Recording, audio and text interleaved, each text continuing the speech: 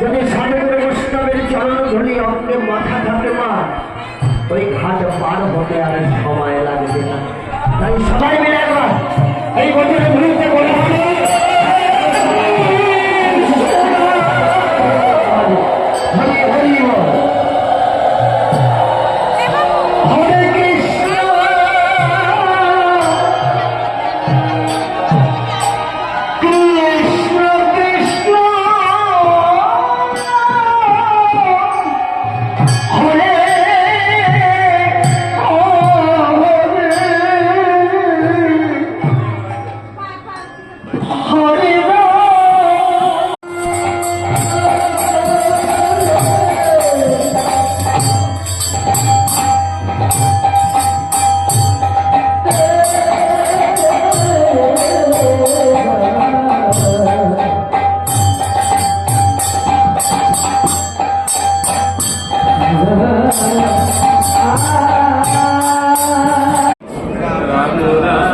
এইখানে এই সময় আসবেন কি রাত্রি 12টার পরে আসবেন।